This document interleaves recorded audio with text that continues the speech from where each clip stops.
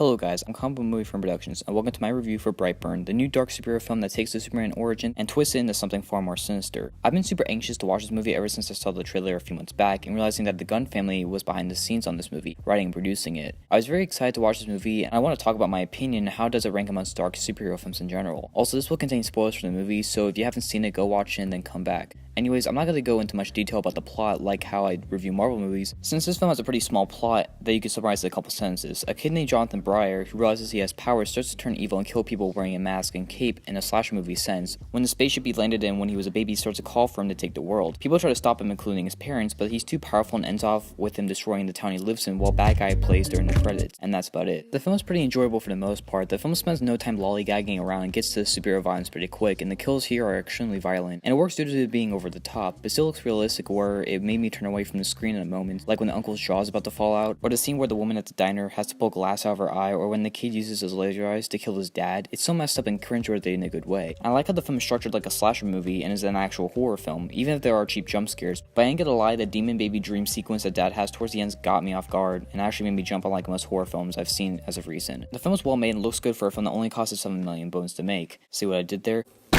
Oh, sorry. They were just telling me to turn down the crunch.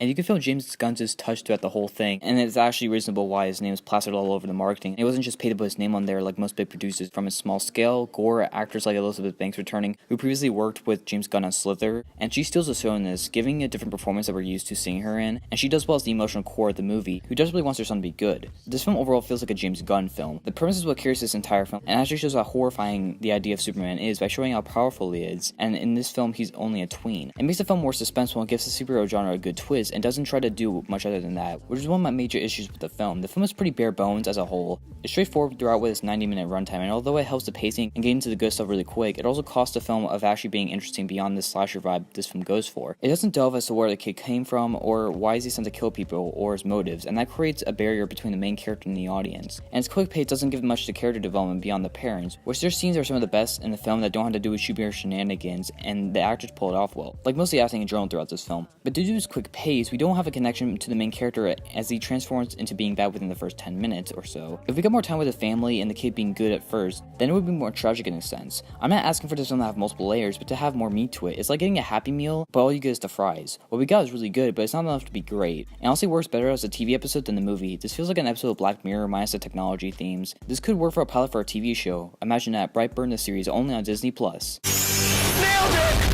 And the reason why this is disappointing is due to the film trying to get emotions out towards the end, with the boy saying he wants to do good, but it doesn't feel consistent with his character. It's not like, for example, Dread, another dark superhero film, where that wasn't character driven, but it was a straight action film. This film was more grounded, and it would have been better if they took the time to establish these characters. But anyways, overall, Brightburn is a solid film with good acting, directing, writing, pacing, gore, effects, etc. And does a good job of showing a darker side of a classic superhero mythos. But due to it not exploring much beyond that, and little character development and some unnecessary moments here and there, it falls short of its potential. Although I don't think it's as good as, say, Chronicle or Dread as in terms of dark superhero films, it's still a fun ride nonetheless, and I hope that this film does well amongst the major competition in theaters right now, that we get more horror spent on comic book characters. And it seems like with Joker coming out in a few months, New Mutants getting released supposedly next year, Swamp Thing's TV show coming on the DC Universe streaming service next week as the time of this recording, and there were some horror elements in Shazam, it seems like we're getting a horror mix into the superhero world, and all of it looks good minus that terrible Hellboy reboot that came and went and bombed. But anyways, this was a good film that was a nice change of pace amongst all the superhero films we've gotten thus far this year. It's not a must watch, but if you're interested in it, I recommend you check it out. I give Brightburn a B, a 7.5 out of 10, and a rent it recommendation. And that wraps up the video. I hope you guys enjoyed it. Please make sure to like, comment your thoughts, and subscribe for more content. I'm Combo Movie from Productions, signing out.